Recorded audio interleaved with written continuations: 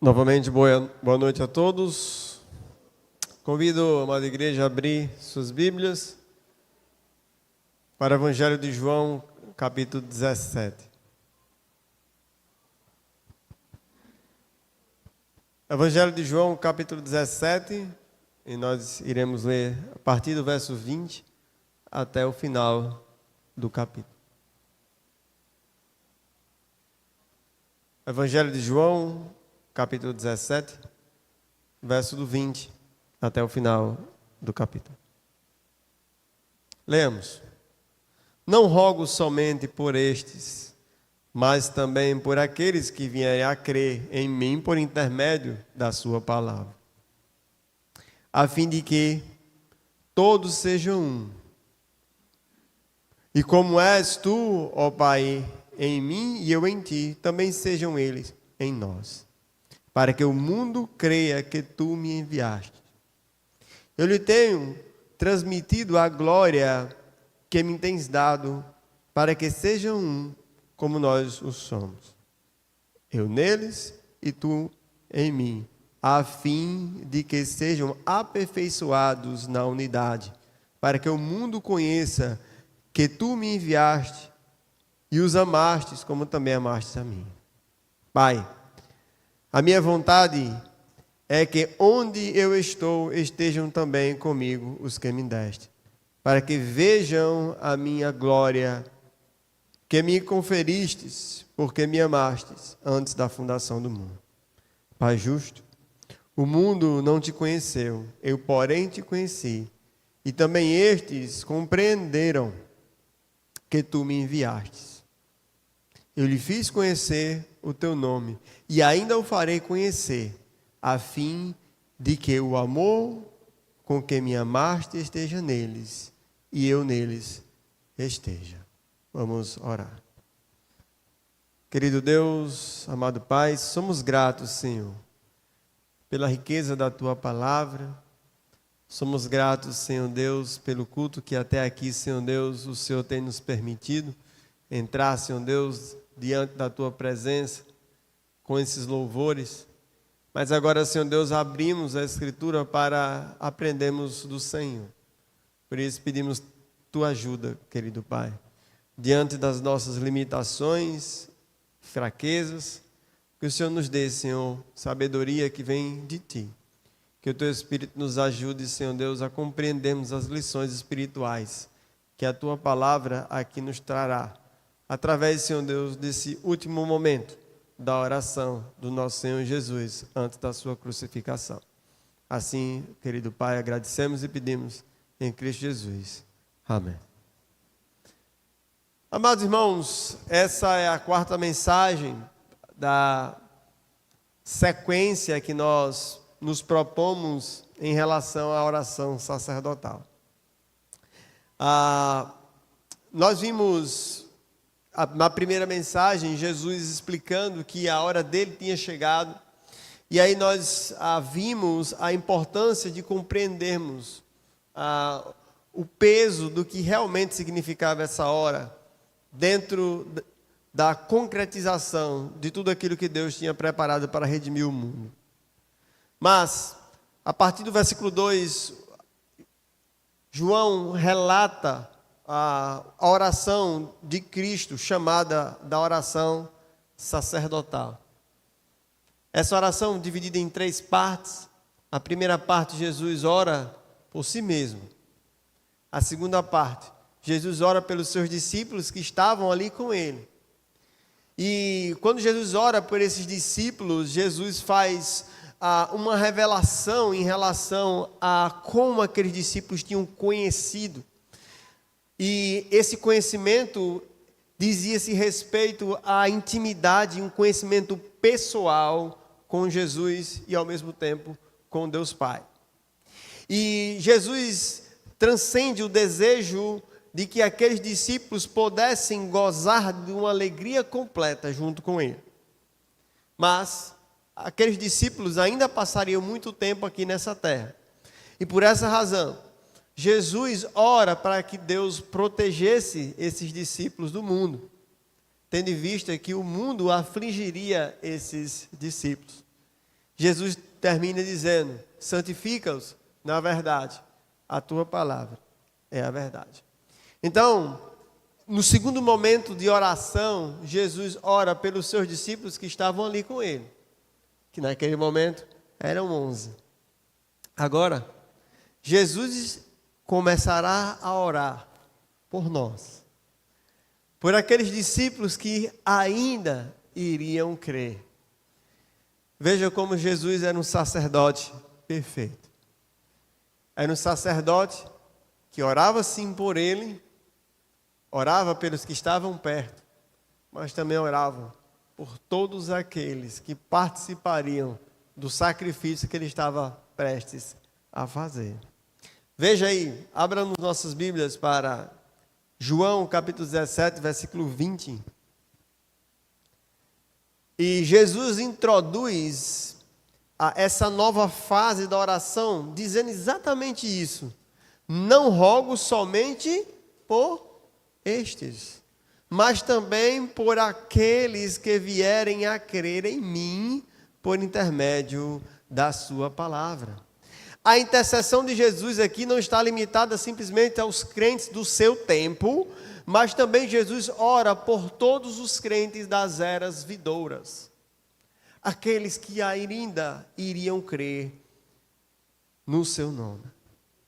Veja, meus irmãos, que Hebreus capítulo 7, versículo 25, Jesus não somente fez o papel de sacerdote quando estava aqui.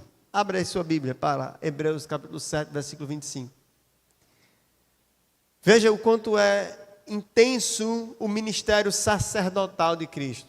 Nós estamos na nossa EBD estudando o livro de Hebreus e estudamos um dos grandes temas do livro de Hebreus, é o sacerdote de Cristo. É que nosso Senhor Jesus é apresentado como superior a várias coisas, inclusive o seu sacerdócio é superior ao sacerdócio levítico. Mas olha o que é que o capítulo 7, versículo 25 diz aí: por isso também pode salvar totalmente os que por ele se chegam a Deus, vivendo sempre para interceder por eles. Então o ministério sacerdotal de Jesus não finalizou aqui. E Jesus dá um relance desse ministério sacerdotal eterno quando Jesus ora por aqueles crentes que ainda iriam ver.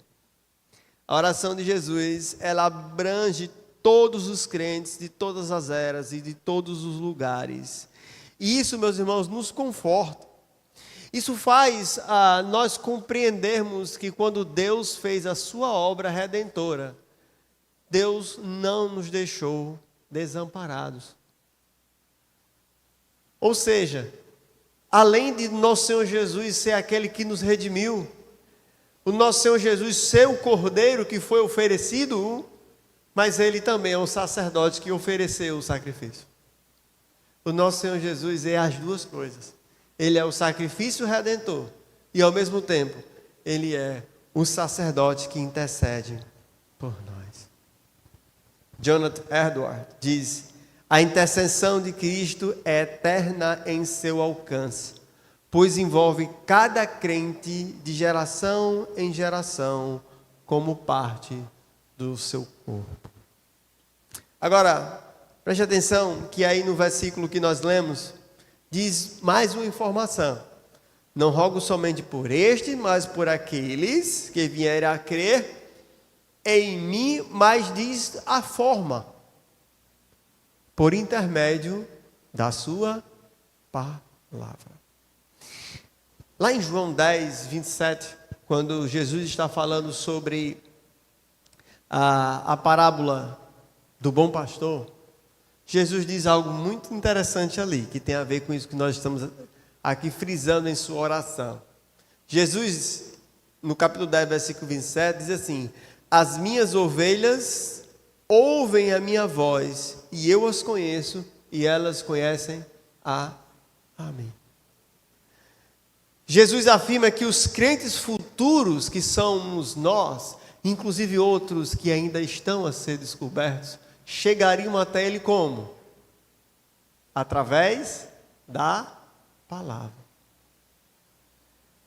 Todos nós aí, voltemos o dia que nós entregamos a vida a Cristo. O que aconteceu infalivelmente com todos nós para nós aceitarmos a Cristo? Nós ouvimos a palavra da verdade. Foi ou não foi? Todos nós? Todos nós ouvimos a palavra da verdade. Então olha só, Jesus ele ora, só que ele direciona, ele diz, não são todas as pessoas, são aqueles que o Pai me enviou e através da minha palavra eles vieram até mim. Lá em Romanos 10:17 diz assim: e assim a fé vem pelo quê? Pela pregação, e a pregação da palavra de Cristo. Meus amados, olha como é interessante. Jesus está orando, tá certo? Pelos discípulos que ainda iam crer no futuro, fazendo um papel intercessório. Mas Jesus começa esse papel intercessório falando da importância da palavra de Deus, da importância da Escritura, da importância da verdadeira verdade, se é que a gente pode dizer assim. Lutero, certa vez, disse que a palavra é o canal pelo qual o Espírito Santo flui para os nossos corações, criando fé onde só havia incredulidade. A palavra de Deus, ela é o único instrumento utilizado para transformar o coração incrédulo em um coração crente. Não tem mais nada que possa transformar um coração incrédulo num coração crente, a não ser a ação do Espírito Santo diante da palavra de Deus. Veja como nós temos que amar a Escritura. Aqui nessa terra, meus irmãos, existem coisas que têm muito poder. Hoje nós conhecemos a realidade das bombas atômicas, né? Realmente essas bombas têm muito poder destrutivo. Mas nenhuma bomba dessa é capaz de transformar o coração do homem. Somente a palavra de Deus tem condição de transformar o coração do homem. E é por isso que a Bíblia chama o Evangelho de quê?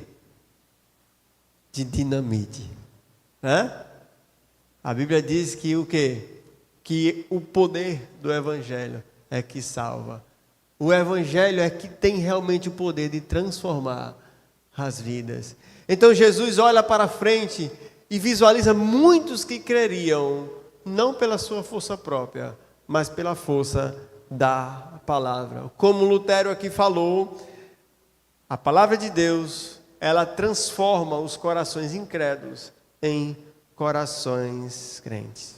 A partir desse momento, Jesus começa a fazer as suas petições. E as suas petições, elas serão divididas em 4. Nós vamos ver os 4 pedidos que Jesus faz aqui. Depois, se o irmão quiser pegar a sua Bíblia, grife aí o a fim de e depois para quê. Tá certo? Vocês vão ver que é bem interessante como a sequência, o fluxo dos pedidos de Jesus. A fim de e depois para quê. Ou seja, a fim de é o pedido do Senhor Jesus e para quê é o propósito do pedido de Cristo. Então veja aí versículo 21, ele diz, a fim de que o quê? Qual foi o primeiro pedido do Senhor Jesus? A fim de que todos sejam um, como és tu, ó Pai, em mim e eu em ti, e também sejam eles em nós, para que o mundo creia que tu me enviaste. Então o primeiro pedido do Senhor Jesus é o quê? A fim de que todos sejam um. Eu gostaria de abrir um parênteses aqui sobre, olha só, o primeiro pedido do Senhor Jesus para os seus crentes futuros. E todos os pedidos daqui em diante têm a ver com um eixo central, que é a unidade. Veja que aqueles primeiros discípulos que Jesus pede que o Senhor proteja eles do mundo, das dificuldades que eles teriam, principalmente ali no início da igreja, as grandes perseguições que eles passariam ali. Perseguições que matariam a maioria deles. Mas, para nós, que seríamos os crentes futuros, os pedidos de Jesus têm a ver muito mais com a unidade do que propriamente com a realidade das perseguições. Será porque, meus irmãos, o nosso Senhor Jesus sabia que um dos principais problemas da igreja futura seria o quê? A falta de unidade. A falta de os crentes pensarem a mesma coisa, agirem da mesma forma, lutarem unanimamente pela fé evangélica. É interessante que hoje nós estamos no mundo dos desigrejados. Já ouviram falar sobre essa nova classe de pessoas que dizem que não precisam de igreja? Que coisa horrível. O que é que Jesus aqui na beira da sua morte estava orando? Era para que os seus discípulos fossem um. Jesus está pedindo para que os discípulos entendessem que a unidade ela é fundamental. E Jesus aqui ele estabelece um modelo dessa unidade. Qual seria o modelo da unidade dos crentes do futuro? Olha aí, verso 21, ele diz: como és tu, ó Pai, em mim e eu em ti, também sejam eles em nós. Jesus não coloca nenhum tipo de analogia que seja fraca nesse sentido. Qual é a analogia que Jesus coloca aqui para exemplificar a unidade que os discípulos futuros teriam que ter? É a íntima filiação que Jesus tinha com o Pai. Conseguem perceber, meus irmãos, a importância dessa unidade que nós temos que ter? Jesus compara ou dá um modelo dessa unidade exatamente da mesma forma que ele era um só com o Pai. Aqui Jesus expressa a perfeita unidade entre o Pai e o Filho como modelo para a unidade entre os crentes. Esta comunhão que ele compartilha com o Pai, ela é íntima, inquebrável. E Jesus deseja que nós sejamos da mesma forma. Única, inquebrável, íntima. De fato, irmãos, quando vivemos uma unidade na igreja, nós percebemos isso. Alguns momentos que passamos por dificuldades, disciplinas aqui dentro da igreja, todos nós sofremos juntos. É ou não é? Meus irmãos, no dia que nós estivermos chorando porque um irmão está de repente sendo disciplinado, possamos ver o outro lado disso. Sabe por que nós estamos chorando junto com ele? Porque nós somos um com ele. E nós estamos sentindo a mesma dor. E de fato tem que ser assim. Os verdadeiros filhos de Deus não podem ser indiferentes em relação aos outros irmãos.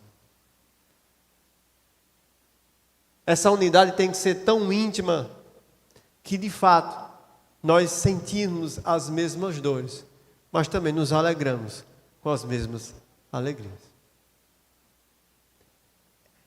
Isso é tão maravilhoso. Ontem nós tivemos um momento assim, né? Onde nós tivemos um culto de ação de graça, que diante dessa unidade maravilhosa que nós temos, nós estávamos nos alegrando juntos. Mas já tivemos momentos também em que nós também tivemos que chorar juntos. E isso faz parte do que o Senhor Jesus estava ensinando aqui para os seus discípulos. Jesus está olhando e exemplificando essa unidade trinitariana e nos mostrando que assim como essa unidade era forte e cumpria propósitos, e nós sabemos que Deus, quando cumpria os seus propósitos, eles nunca cumpriram um propósito só. Deus Pai, Deus Filho e Deus Espírito, na salvação, que é onde nós podemos nos comunicar com esta obra, o Pai planejou, o Filho executou e o Espírito Santo aplica em nossas vidas. E Jesus está ensinando isso, e que nós também faremos a obra do Senhor intimamente ligado, cumprindo perfeitamente esse propósito, com as mesmas essências, com o mesmo amor, com os mesmos princípios éticos, e desempenharemos assim a obra de Deus aqui na terra. O modelo é o modelo trinitariano, mas o método está aí no versículo 22. Jesus diz: eu lhe tenho transmitido a glória que me tens dado. A glória que Jesus deu aos crentes é o meio pelo qual a unidade ela é alcançada. Essa glória é a revelação da presença e do caráter de Deus manifestado na vida de Cristo aqui. Cristo, quando estava vivendo aqui, ele estava testemunhando a glória do Pai. Eu gosto sempre de enfatizar a realidade do que seria a glória, e eu gosto sempre de falar isso, que glória não é uma luz brilhante. A ideia de glória não é uma luz brilhante, a ideia de glória é perceber quem Deus é. A palavra glória significa emitir uma opinião correta sobre Deus. E quando Jesus viveu aqui, João apresenta isso lá no início do livro, dizendo: e vimos o quê? E vimos a sua glória, glória como unigênito do Pai. Mas Jesus, quando estava aqui, não estava brilhando, não estava? Não, Jesus estava como um homem aqui. E qual foi a glória que o mundo pôde desfrutar? Foi exatamente perceber esses atributos comunicáveis de Deus. O amor, a humildade do Senhor Jesus, a mansidão, a verdade, a justiça de Cristo e todas essas coisas que nós aprendemos através da vida do Senhor Jesus aqui. E foi através desta glória que é o método que nós desempenharemos a nossa unidade. É através desse método, é através do padrão de Cristo, é através dos princípios de Cristo, é através do que Cristo falou e do que viveu, é através disso que nós embasaremos a nossa unidade. Meus amados, agora, para que o propósito? Lembra que eu disse para os irmãos? A fim de que o pedido de Cristo? A fim de que todos sejam um. Mas para quê? Versículo 21 e 22. Veja, ele diz: para que o mundo creia que tu me enviastes. E versículo 22. Para que sejam um como nós somos. Então aqui os propósitos diretos. Para que o mundo creia que tu me enviaste. E que para seja um, mas não um de qualquer forma. Um nos moldes de que Jesus é com Deus. Jesus destaca dois propósitos principais dessa unidade, e que esses propósitos tinham a ver com o testemunho ao mundo e com a conformidade do modelo da unidade. Ou seja, para que o mundo creia, a unidade dos crentes serve de testemunho para que o mundo creia. E nós vamos ver um pouco mais sobre isso.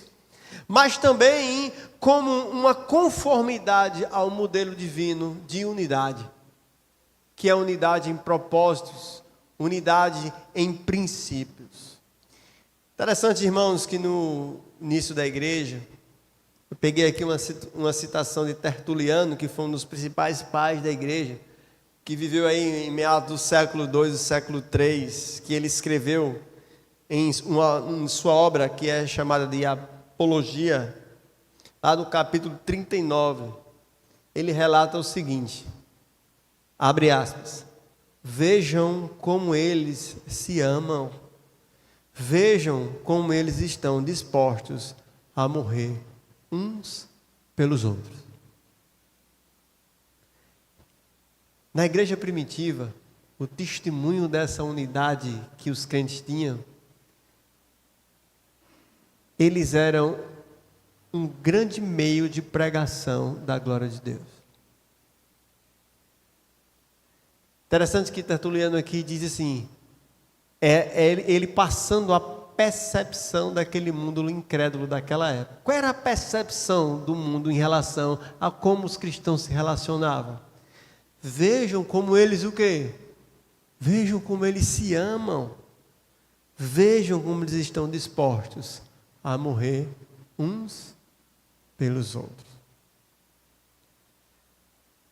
Alguns dizem que esse padrão cristão lá do século I, século II, século III, foi o que de verdade mexeu no coração de alguns imperadores e fizeram eles crerem no Evangelho. Alguns historiadores atribuem a conversão de alguns famosos imperadores ao testemunho que confronta o coração de alguém.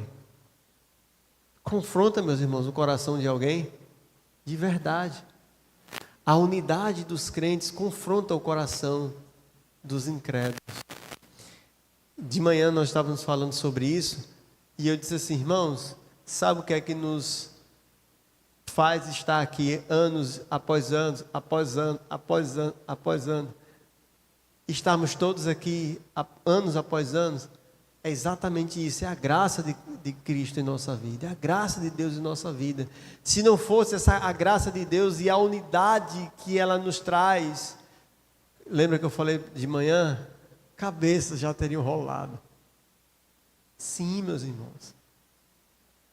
Existe um princípio físico, né, chamado a segunda lei da termodinâmica. Esse princípio físico diz que todos os sistemas progridem da ordem para a desordem. Mas isso não se aplica à igreja do Senhor. Porque, de fato, o mundo pecador, desprovido da graça de Deus, qualquer coisa progride da ordem para a desordem. Mas a igreja de Cristo não é assim. A prova disso, meus irmãos, somos nós aqui.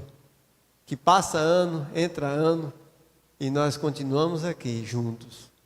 E a igreja cresce, e vidas são edificadas, pessoas se convertem, e Deus é glorificado. Sabe por quê, irmãos? Porque nós estamos na unidade de Cristo. É por isso que nós permanecemos. E é por isso que Jesus orou pedindo exatamente isso. Porque ele sabia que a sua igreja perduraria se ela fosse unida. Mas vamos adiante. Jesus agora enlaça o seu segundo pedido. Versículo 23.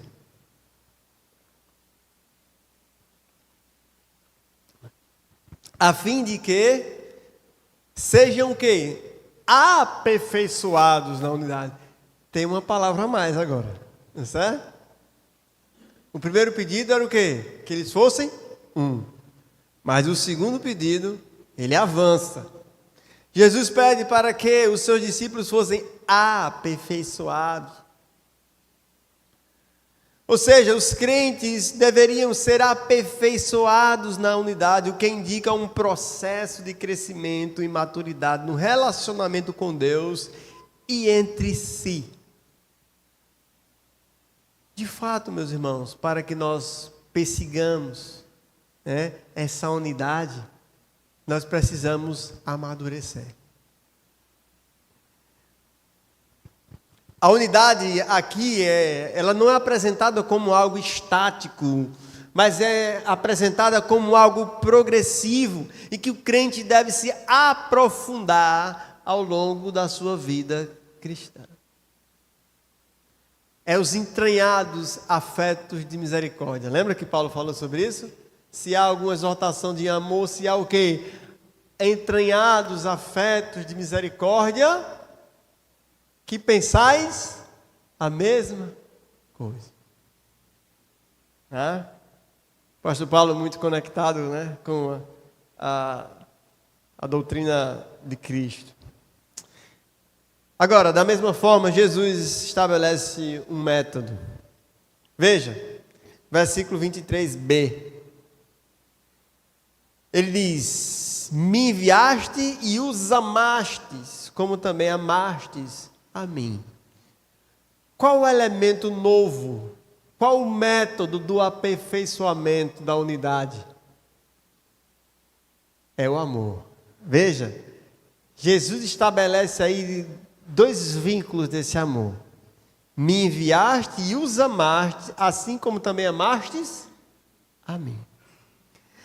A unidade é fundamental no amor de Deus e o amor do Pai por Jesus é a base desse relacionamento. Meus amados, abra sua Bíblia aí para Romanos 8, 29. E vamos entender o quão é importante entendermos o amor de Deus como fundamental para essa unidade, que é o que Jesus está ensinando aqui. Jesus está ensinando que me enviastes e os amastes, como também me amastes. Jesus está falando sobre o amor de Deus por ele e o amor de Deus pelos os discípulos, pelo mundo. Porquanto aos que de antemão conheceu, também os predestinou para serem conforme a imagem do seu Filho, assim de que ele seja o primogênito entre muitos irmãos. Ou seja, o que é que esse versículo tem a ver com o que a gente está falando aqui? Jesus, ele é o quê? O primeiro filho amado. É o primogênito entre muitos irmãos. Por que é que Deus nos ama? Porque Deus nos identifica com o seu Filho. Então, olha só como é interessante. Deus amou o mundo, mas para que Deus amasse o mundo, Deus precisou também o quê? Transformar o Filho eternamente gerado em um homem, para amar este homem também. E o que eu acho isso muito forte, é que quando João escreve, João 3,16, que diz que Deus o quê? Amou o mundo de tal maneira, mas veja, como foi a demonstração desse amor? Enviando Jesus para cá. Só que Jesus diz que o quê? O Pai também me amou lá. Então, esse amor filiativo de pai para filho começa com Jesus e depois é estendido para todos os outros irmãos que viriam depois. Nós. A origem da unidade cristã é o amor de Deus, no qual fomos feitos partícipes em Cristo. Sem esse amor, qualquer esforço humano para alcançar a unidade está fadada ao fracasso, já dizia João Calvino. Irmãos, sem o amor de Deus por Jesus, nós estaríamos perdidos. Sem o amor de Deus pelo seu Filho Jesus, nós estaríamos completamente perdidos. Eu acho tão maravilhoso quando nós enxergamos essa relação íntima de Deus Pai com Deus Filho, e esse amor perfeito e esse amor íntimo, e entender que esse é o modelo que Deus quer para nós. Vocês acham lindo o amor de Deus Pai com Jesus? Não é lindo? Pois é esse mesmo amor que Ele quer que nós vivamos. É esse mesmo. Essa dependência íntima, essa dependência profunda, esse amparo.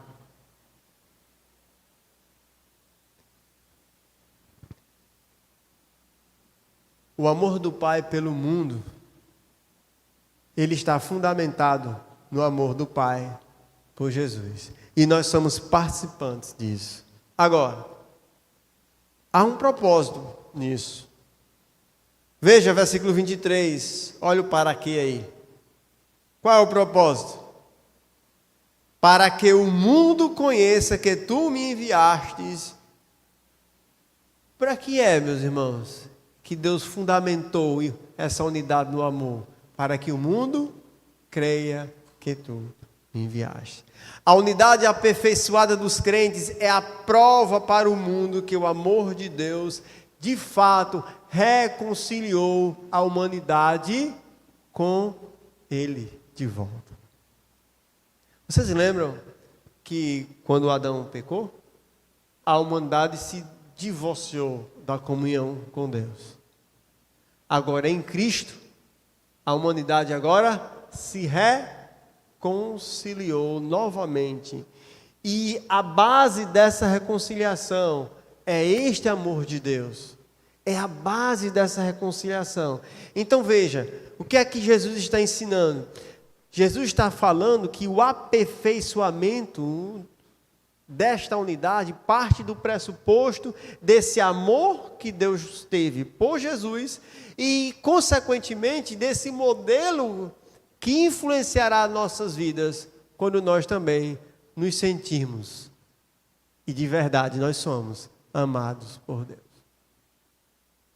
Meus amados, a igreja, quando unida em amor, ela é a cidade de Deus sobre a terra, a luz do mundo que ilumina as trevas, já dizia Agostinho de Hipona. Quando a igreja está fundamentada nesse amor, que foi inicialmente revelado em Cristo, mas depois colocado nos nossos corações pelo Espírito Santo, a igreja começa a brilhar nessa terra.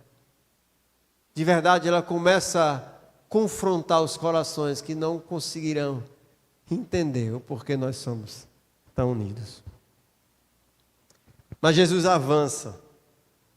E agora Jesus faz seu terceiro pedido. Versículo 24.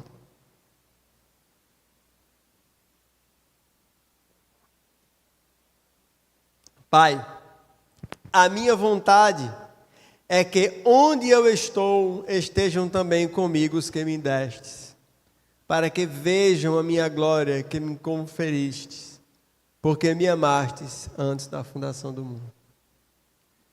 O próximo pedido de Jesus, inclusive eu coloquei aqui no meu esboço, é a vontade prazerosa de Cristo. Qual era a vontade prazerosa de Cristo? Uma das expressões mais claras do desejo de Jesus de levar os seus discípulos com Ele. O desejo de verdade de Jesus aqui está expresso nesse versículo. Pai, a minha vontade é que onde eu estou, Jesus já se considerava na glória, já se considerava com o Pai, eles estejam comigo. Meus amados, esse não é o desejo de qualquer pessoa. Esse é o desejo do Filho de Deus. Você já parou para pensar que Jesus deseja que você esteja lá com Ele? Vamos aplicar o pedido de Jesus, tá certo? Você já parou para pensar que o desejo de Cristo não é que você esteja aqui? Que o desejo do Senhor Jesus é que você esteja onde? Lá. Agora eu quero perguntar para o seu coração. O seu desejo é estar aqui ou estar com o Senhor Jesus? Essa é uma pergunta que nós temos que fazer para nós mesmos. Cada um temos que fazer essa pergunta. Porque o desejo do nosso Senhor é que nós estivéssemos lá com Ele.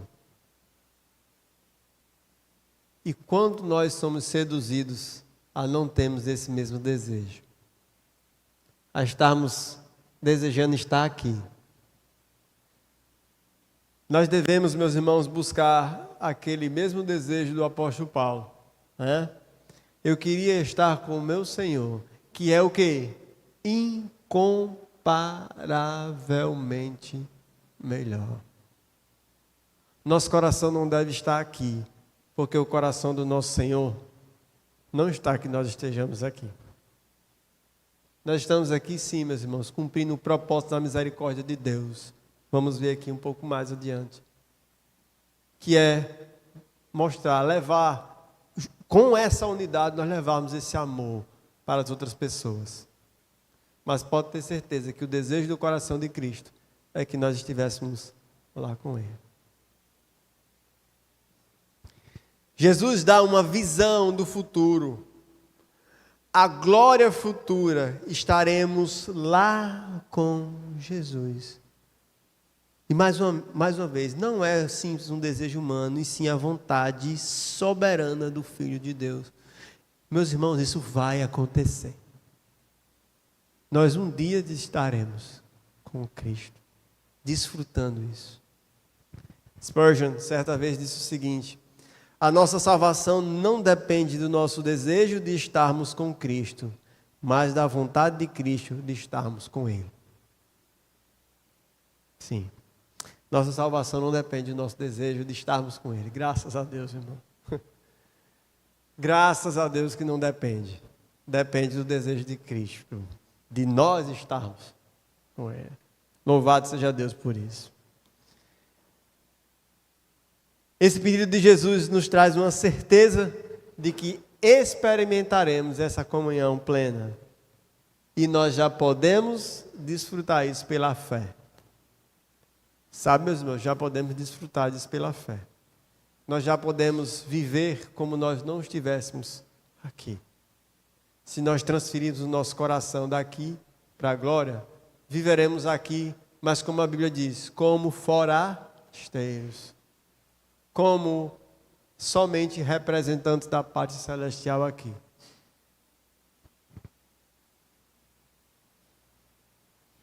Mas Jesus também fala do propósito.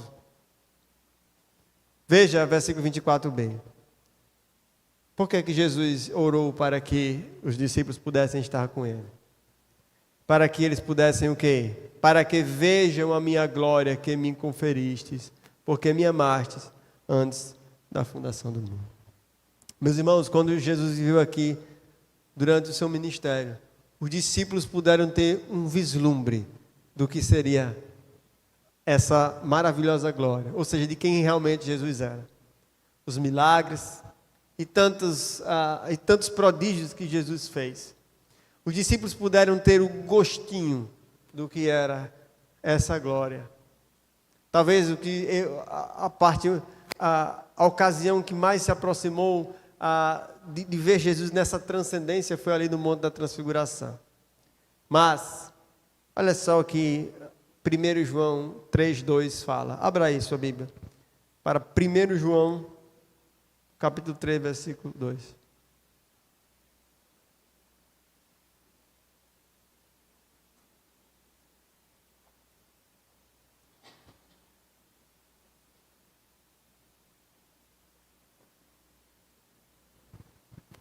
Diz assim: amados, agora somos filhos de Deus, e ainda não se manifestou o que havemos de ser. Sabemos que quando Ele se manifestar, seremos semelhantes a Ele, porque haveremos de ver como Ele é. Meus amados, Jesus orou, e o desejo do seu coração era que nós estivéssemos com Ele, para que nós pudéssemos desfrutar dessa glória do que é conhecer Ele intimamente e visualizar a sua glória. Mas João aqui diz que quando Ele se manifestar, e que isso é certo, nós haveremos de vê-lo como é. E diz mais, nós seremos semelhantes a Ele. Que bênção, meus irmãos. Para nós finalizarmos, Jesus faz um último pedido. Versículo 25. Pai justo, o mundo não te conheceu, eu, porém, te conheci, e também estes compreendem que tu me enviastes. Jesus começa a fazer considerações finais. Jesus diz: o mundo não conheceu. O mundo permanece na sua ignorância quanto a Deus. Lá em João 3,17 diz que o mundo amou as suas obras, que suas obras eram más. Amaram mais as trevas do que a luz, porque as suas obras eram más. Jesus diz que Ele conhecia o Pai, e Ele viveu aqui e demonstrou quem era o Pai para os seus discípulos. E os seus discípulos passaram a conhecer a Deus através de Jesus. Lembram? Como é que nós conhecemos a Deus? Através do relacionamento íntimo com Cristo. Essas considerações que Jesus começa a fazer. Aí agora Jesus aplica a sua oração. A fim de que o amor com que me amastes esteja neles. E aí Jesus finaliza esse quarto pedido. Olha só como é interessante. Qual é o propósito, meus irmãos, de nós ficarmos aqui na terra? Qual o propósito? Nós vimos que o desejo de Jesus era que nós estivéssemos com Ele. Mas nós estamos aqui e tem um propósito. Sabe qual é o propósito de nós estarmos aqui? É para que nós possamos transmitir esse amor para as outras pessoas. É o propósito de nós estarmos aqui. E veja como isso é coerente com o que Jesus disse. Jesus disse, ide por todo mundo, pregar o evangelho a toda criatura. Aí Jesus diz o seguinte, eis que estou convosco todos os dias até a consumação do século. Deus amou o mundo de tal maneira que deu o seu Filho. E nós também somos filhos de Deus. E Deus nos mandou para que nós pudéssemos, nesta unidade que Jesus estava orando, unidos, transmitirmos esse amor para o mundo. Esse amor hoje está no nosso coração, através do Espírito Santo. Lembra lá de Romanos 5:5? Ora, a esperança não confunde, porque o amor de Deus é derramado em nosso coração pelo Espírito Santo que nos foi outorgado. Então nós temos esse amor filiativo, nós temos esse amor de Deus, nós reconhecemos Deus como Pai. Mas nós estamos aqui para que as outras pessoas possam também conhecer deste amor. Olha aí versículo 26. Versículo 26 dá exatamente esse desfecho. Eu lhes fiz conhecer o teu nome e ainda o farei. Como Jesus vai fazer conhecer o nome de Deus? Jesus não foi para o céu? Através de quem? Através de nós. Nós, empunhados com a palavra de Deus na mão, que é o que está lá no versículo 20, através do amor filiativo que tem no nosso coração, de nós sabemos que somos filhos de Deus. E nós unidos, juntos, transmitindo esse amor, para que o mundo possa conhecer que Deus também amou a eles. Meus amados, essa oração de Jesus é maravilhosa. Jesus encerra essa oração falando sobre esse conhecimento de Deus e que nós devemos transmitir ele para o mundo. Veja que Jesus divide essa oração em 3 fases, né? Ora por ele, para que Deus fosse glorificado na pessoa dele através da cruz. Ora para os seus discípulos que estavam ali, que enfrentariam a opressão do mundo. Jesus ora para que Deus fortalecesse e que eles não negassem. Mas Jesus ora por nós, para que nós fôssemos unidos, nós fôssemos aperfeiçoados nessa unidade, através desse vínculo perfeito que é o amor, e que através disso o mundo conhecesse Ele. Meus irmãos, que possamos fazer isso, que possamos de verdade transmitir o amor de Deus que está em nós, para que o mundo possa crer, para que as pessoas possam render-se ao nosso Senhor Jesus e se reconciliarem com Deus. Amém?